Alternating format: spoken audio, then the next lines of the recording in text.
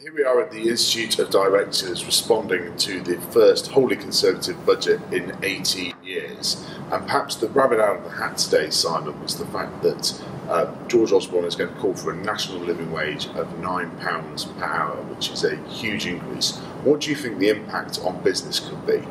There's going to be some grizzling, but I think the reality is employers can actually afford to pay that sort of figure by 2020. The reality is that 90% of IoD members already pay the living wage, and it does make sense for people to be paid reasonably decent wages and not have it topped up by tax credits. Some of the consolations to businesses, raising corporation tax, for example, and the changes to national insurance contributions for smaller businesses will help employers meet that burden. So in the round, it seems to me a sensible move. And what it does mean is that in 3, 4, 5 years' time, more people will be working on livable wages, and rather fewer, hopefully, will be depending on benefits and handouts from the taxpayers. And that has to be the right direction for a Conservative chancellor. So, Stephen, Simon alluded to the fact that there's been some good news around the annual investment allowance, but can you expand on that? What would you like to see in the future?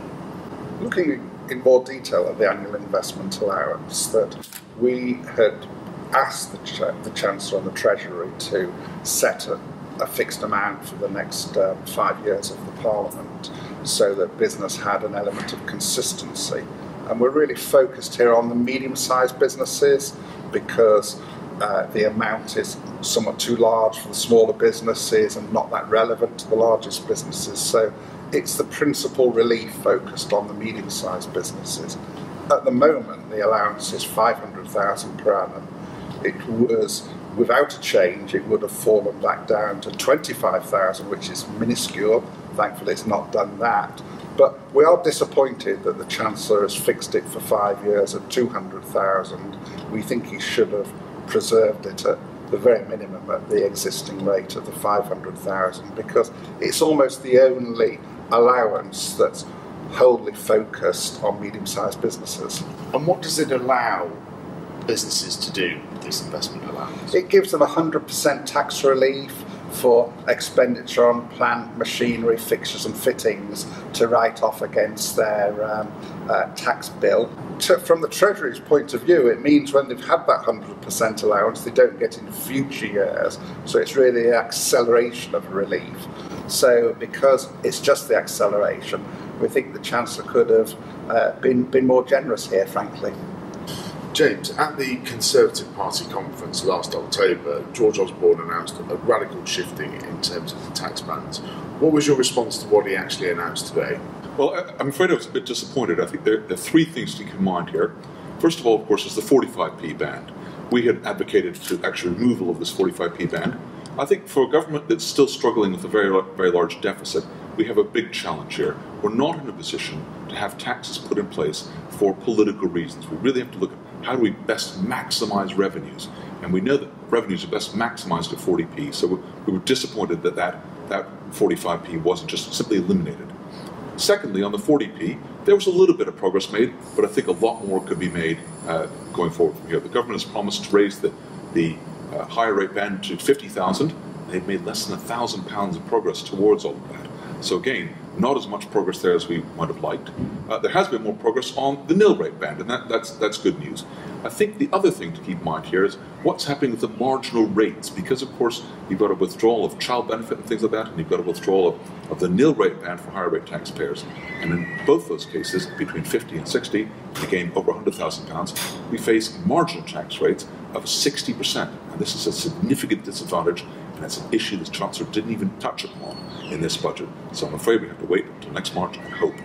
We're disappointed about some of the other things that aren't there. The fact that investment allowances will be rather lower than we'd hoped for, even if they are set for the next 5 years.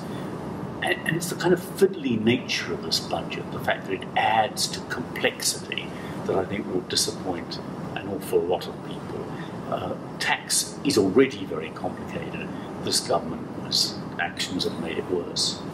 So, Stephen, you called before the budget for the Chancellor to try and shift towards a equity and economy. What would you like to see him do in the next budget in March next year to move towards this even further? The Chancellor will get another opportunity in less than a year, probably in March 2016, to introduce some more far-reaching reforms and simplification of our tax system. There was nothing in this budget about capital gains tax, and there were a lot of other areas where he could look to replicate successful tax regimes and treatments in competing countries. So I view this budget as being the first instalment, the second instalment being his March budget, where he can look at measures which might need a higher degree of consultation using the former coalition government's business tax roadmap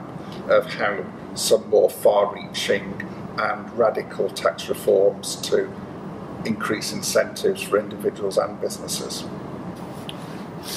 So there you have it, the reaction from the IoD to the first wholly conservative budget that we've seen in 18 years. It's worth remembering though that there'll be an autumn statement at some point probably during December and then another budget in March. So there'll be plenty more reaction to come from the IoD once we see these statements from the Chancellor.